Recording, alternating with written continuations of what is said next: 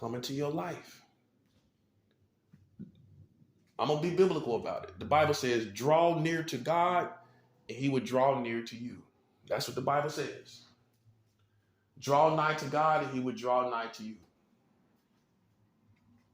Okay? If you don't do that, then God is not drawing nigh to you, and that's biblical. That is biblical. And that explains why you're just now seeing what a real Christian is. Because everyone lacks spiritual credibility. They go to church, but you haven't cleaned your house. If you ain't never been a person that became a Christian and cleaned everything evil out your house, you ain't never lived this. That's the first thing you do. You find the need to get rid of everything, and whether you go back to it or not, it's a different situation. I'm talking about a time in your life here in America. I'm talking to these Americans. A time in your life when you gave your life to God. That's what people call it. And then you looked around. You seen all the music. You seen all the videos, all the pornography, DVDs, all the stuff you got. You clean it all up, put it in the bag, and throw it outside. That's a Christian. If you ain't never done that, then you got all these CDs and porn DVDs laid up in your house, talking about you gave your life to God. Nah, come on, you can't play with this. You can't play with this. It's a cost to pay. And if you ain't never done that, you ain't never resisted evil for real. And you don't really have any credibility. I'm telling you what it is.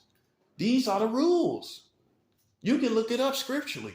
A preacher can explain this scripturally. You cannot have a whole house. Oh, I got this DVD oil. My friend gave me this. She gave me this. No, that got to go.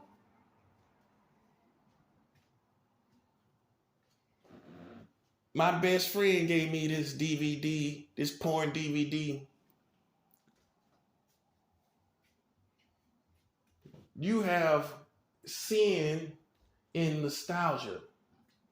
You have nostalgias of sin, nostalgias of evil. Well, I'm going to save this joint and put it in my little photo book because that was the joint me and my friend smoked. And when he died, I saved the rest. I saved the rest. And then you probably silly and say, and I'm going to smoke it when I turn 50. All kind of little stuff like that. This was the bottle of wine that me and my friend had. I'm going to save this bottle because we went to the beach. And I ain't been to the beach ever since. And so, see what I'm saying? And when you really come to be a Christian, you clean the whole house. I've done it. I've done it before. And God looks at that. God looks at that.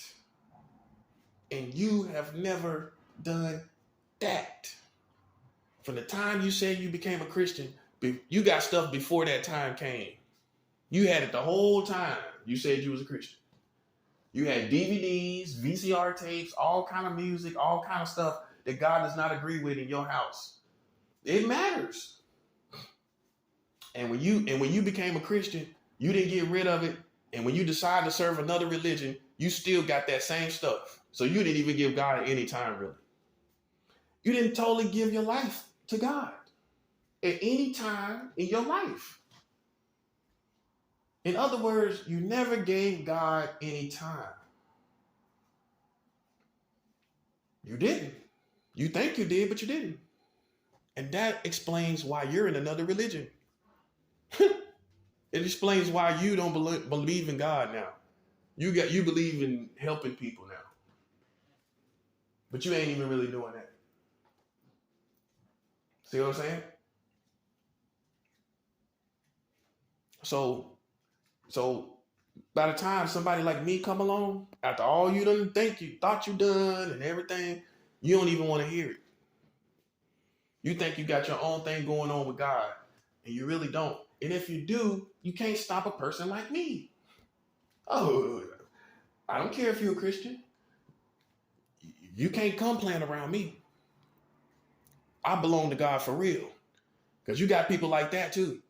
It's here in America. Oh, they think they're a Christian. Some worldly person gonna come get you and sick you like a dog on me. And you think you gonna maul me. It ain't gonna happen, partner. I belong to God for real. So all you can do is pray from a distance. And I mean that exactly as I say it. Pray from a distance. That's all you can do. Because you don't know what these people done to me, and you don't know what they deserve to have happen to them as a result. Yeah, we all have to pay. You can't pray it away. You can't fast it away. You can't worship it away or praise it away. You can't pray in the spirit and make it go away. No. They have to pay just like everybody else to pay. The Bible says this, for whatsoever a man soweth, that shall he reap. God is not mocked, is what it first says. Excuse me. God is not, it says, God is not mocked. Okay? For whatsoever a man soweth, whatever he put in the ground in his life, like a field, like sowing tomatoes and sowing corn and sowing this, whatever he sows as far as a seed in this world, that's going to come back. Whatever he put in the world, if he put good in the world, then good is going to come back. He put evil into the world, then evil is going to come back. And that's for every race and creed and religion. Yeah, you don't get away with this. If Christians have to be accountable, you do too. At the end of the day, I'm going to put it in plain English, man. What have you been doing for the black community? All you leaders, all you people that claim to be leadership for the black community, look at it. Look at it for what it is. Somebody like me had to come along. Somebody like me had to come along because ain't nobody saying nothing. But you claim to be the true leadership. Okay.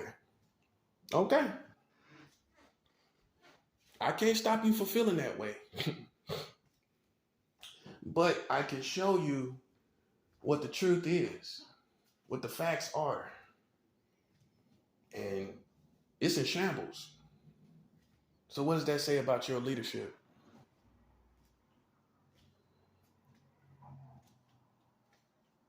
It's not racism. Every time somebody says something about what's going on out here, it is not racism. Okay? Every time somebody objects of you and hates you, it's not racism. There's a difference between racism and hate. You can cause people to hate you based on gangbanging and killing children.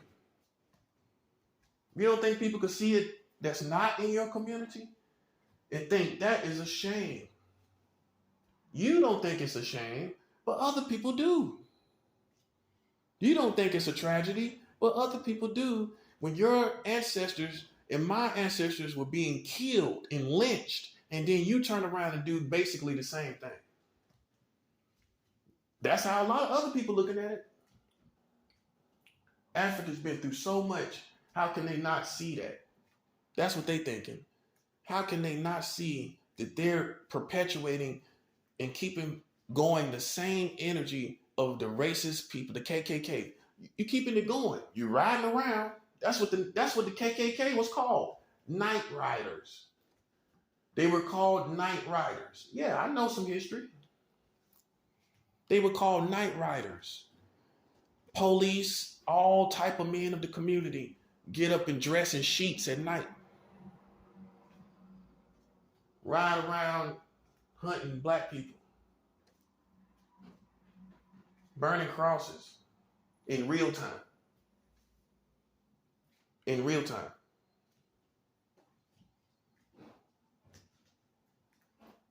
And basically, what are you doing?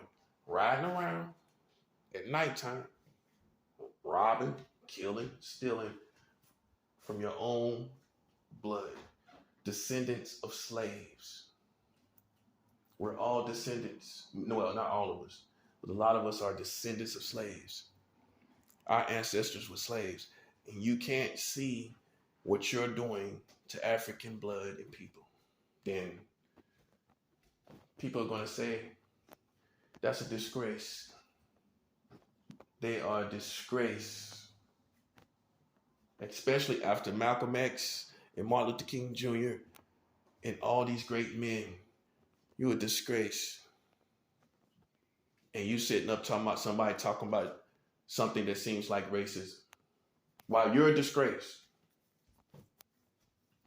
You're canceling people while you're a disgrace.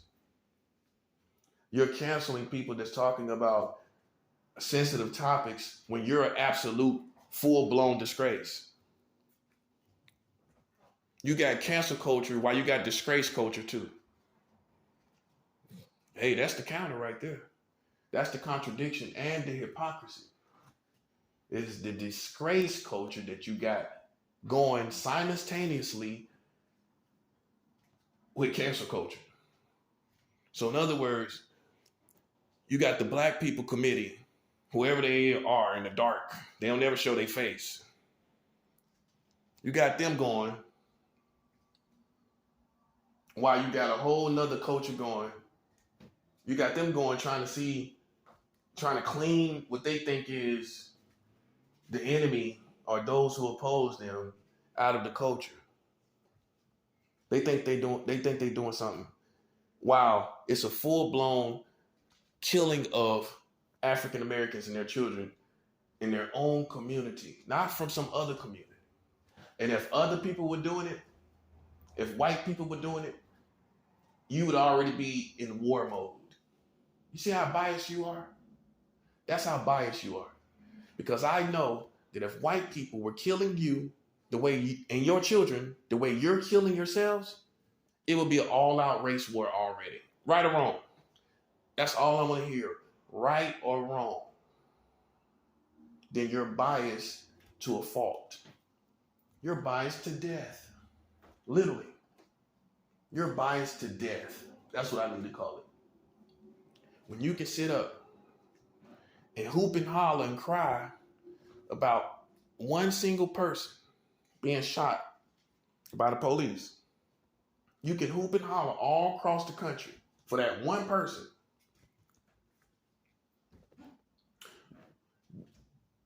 But when you have 20 killings in one city on the weekend, you don't talk about nothing. 20 killings. You don't look at the names of the people. You don't go holler their names. You don't be talking about, what's his name? What's his name? Hey, you don't be doing that when they do that in the hood. When they kill some guy in the hood, you don't go downtown talking about, what's his name? What's his name? You just let it happen in the ghetto. You see that? And if the white man was killing you at the rate that you're killing yourselves, you will already be in a race war. If the white man was killing you and your children, let's just say neo-Nazis, skinheads, KKK, some white militia, some racist white militia, if they were killing you at the same rate that you're killing each other weekly, on a weekly basis, then everybody would be saying it's a crisis. So the only difference is that the killers are not white. That's the only difference. The tragedy is still the same. It makes it no better that it's black people that's doing it, in other words. But that's how biased you are. That if black people even killing you, you okay with that?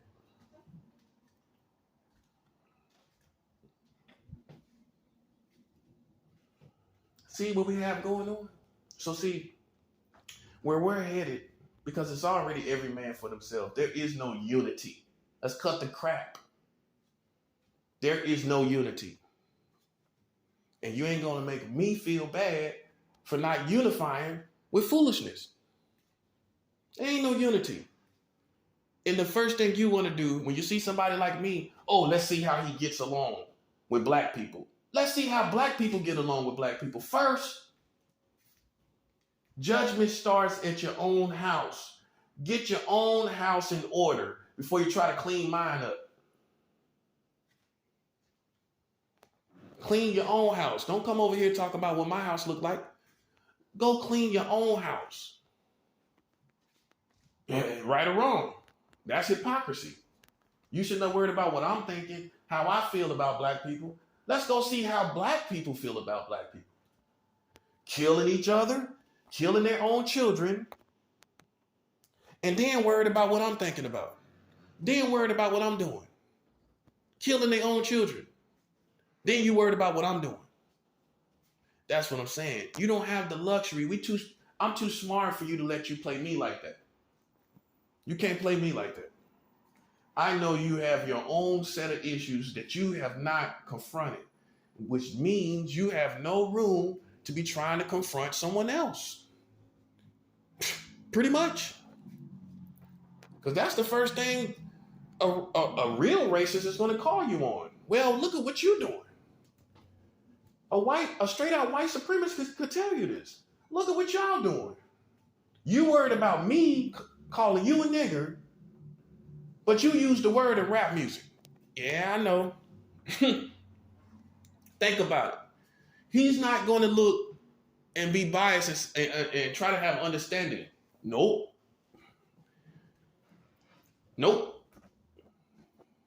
You worried about a word that you use every day. If it hurt you that bad, why are you still using it? Look, these are the people that are not biased. This is how they think. If it hurt you so bad to your soul, if I say it, then why are you saying it? Explain that. It ain't making lemons out of lemonade. If it hurt you that bad, that lemonade would be poison. It would be poison to the core. The word would be poison to the core if it hurt you really. You would not be able to have no context of the word. You would not be able to change it around and alter it to something positive. No, it's too painful. The history is too painful. The history of the word being used in your community, it would be too painful for you to use in any form or fashion. And you worried about a white supremacist saying it, but you ain't worried about each other saying it. You don't have the luxury of convincing anyone of that perspective. I'm sorry. No one's feeling you. When you can sit up and say it with the history that it has. You're using a word that came from racist white people. You're not changing the origin. You didn't pull it out of thin air. You didn't magically make this word appear to be cool above everybody else. The word comes from white racist men and women and children. And you have it all riddled through your music. That's sad to me. That's sad. That the word that the racist white people that would lynch and kill black people is now part of your music catalogs. They got you, man. They got you. They got you. They got you. They got you. Because there's no way you can take all that music away. You can't take none of this stuff. You can't take all that music away and take the word out of it. You can't take it out. It's too much within the music. You got 10, 20 years. You waiting for a reason to hurt me. I'm giving you a reason you already should be hurt. You're killing each other. You're killing your own kids. And you're using a racist word that comes from white supremacists thousands of tens upon tens, decades and decades ago. His word is echoing through all of your culture. His word is echoing through the best of your rap music. You didn't make it up. The origin of the word, again, is from white supremacists, echoing through all of your music as far as hip hop. So he's still present right there over you, over your head. Through that word, the white supremacist right there in the music. While you're doing the videos and doing all this, when you say that word, the white supremacist is right there. He's vicariously living through you. He's vicariously living through you when you say that word. That's when he appears. He has the right to appear when you use that word in your music. Right or wrong. So you see how we all been played? You see the destruction? You thought it was all good. Now you see it's not. Now I made it make sense to you. And that's what I'm saying. Now, did I make sense or not? I made pure sense. And this is why white people could sit back and say, well, I don't understand why they would use a racial slur, not a cool term, a term of endearment like comrade. Comrade is not racist. It didn't have a racist origin. The nigger word did. That has a racial origin.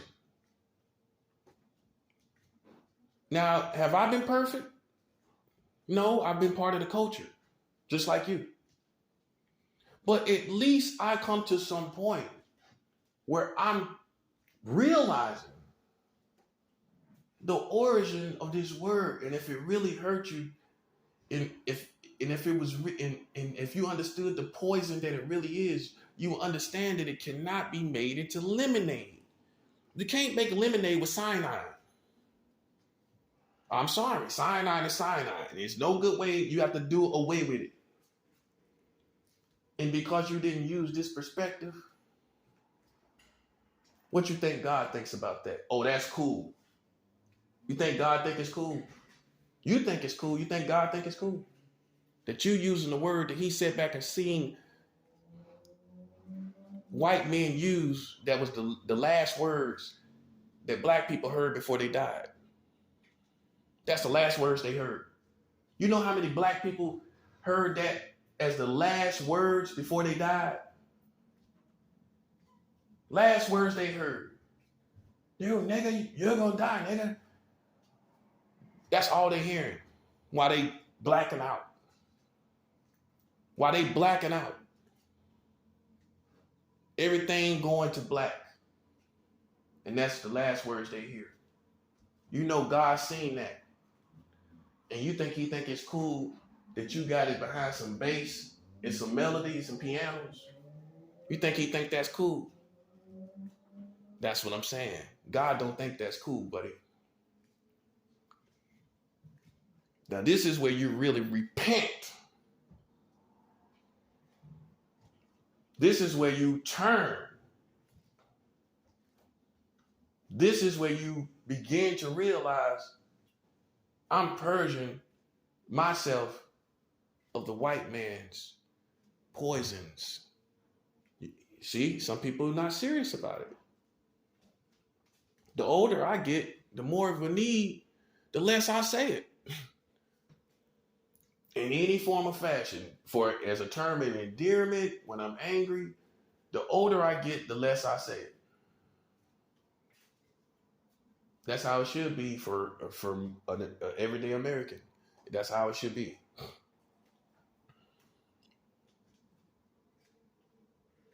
So it's time for reality to set in. You can't change that around. I don't care what you say. When that's been the last words that ancestors have heard before they died. You think they would be cool? You think they cool in the afterlife looking at you use the word, the last words they heard? That's what this should all be about, is the ancestors, not about you, partner. So who's the sellout if we look at it that way? The people before us. The people that paved the way. It's about them. And it's not about you. It's not about your favorite celebrity. It's about the ancestors that paved the way. So if they look at me, the ancestors look at me, and the ancestors look at you, who you think won? Whose side you think the ancestors is on? Me or you? When you ain't nothing but a snake now. Not a good snake. You ain't nothing but a conniving, low-down snake now. And you say you for the people. No, you're for a culture that is destroying African Americans. Anyway, if it ain't the music, it's the killing of children. And that's the difference between racism and the hate that you bring on yourself. That's not racism. You brought that hate on yourself. When you can sit up and tell white people, don't you say it, but you can get up and shake your butt to it, and you can say it. You can get up and shake your butt to nigga this, nigga that. You can get up and shake your booty to that. But when the white man said you ain't shaking your butt, okay. That brings on hate. Some people despise you for that. Yeah, I got beat up for saying the word nigga, but that's all they saying in the music. Everybody don't see it the way you see it, man. Everybody does not see it that way. When the origin of the word, boom, comes from racism, comes from white racist supremacists, the worst of them too. Not in the time of the 80s, not the time of the 90s. This word originated with the worst white violent supremacists that walked this American soil. That's where the word came from. The worst of them. They ain't nothing like they used to be. Boy, man, they ain't nothing like they used to be. Go ask them. This word originated in a time where black people couldn't even walk in certain neighborhoods. Now it's the other way around. White people can't walk in certain neighborhoods. Back when this word originated, it was a time where the police would be on the side of white supremacists.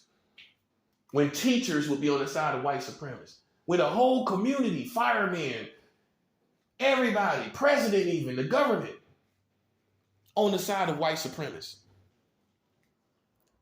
This is when that word originated. And you keep it relevant.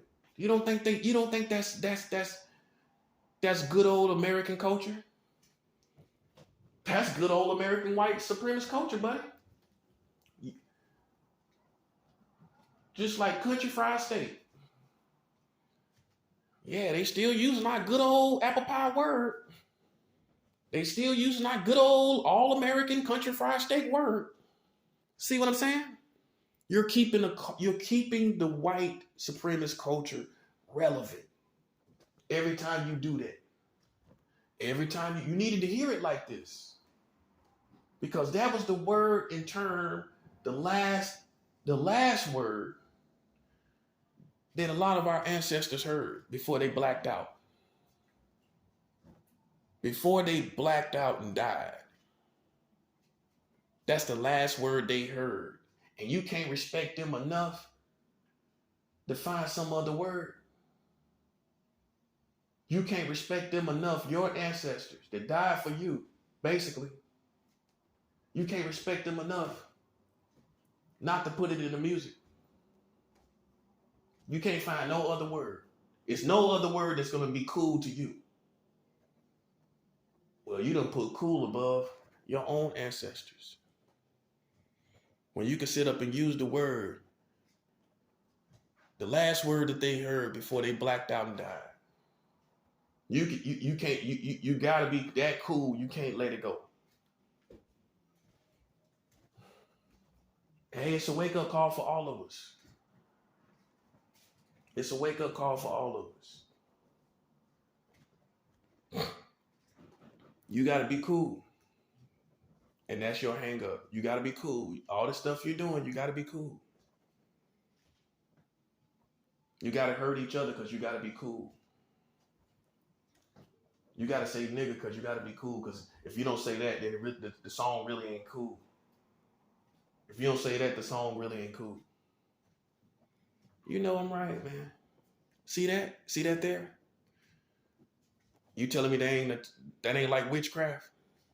Where a word, the origin, it comes from, you can't abstract it and make it something else. You got the creativity to even turn it around to something else from the origin word, which originated from the worst of white supremacists.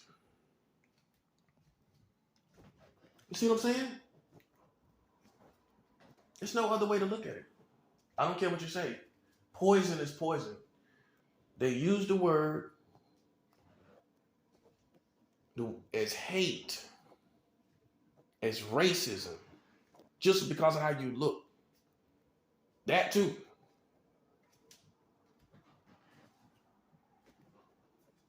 It's no justification. It has too painful of a history. So I don't see how you can, in your heart of hearts, try to pursue anyone you esteem as racist. You see what I'm saying? They got you, man. They got you. And the best thing you can do, in my opinion, is to retire from all this culture, period. That's the best thing you can do. All the American culture is falling apart, including the black part.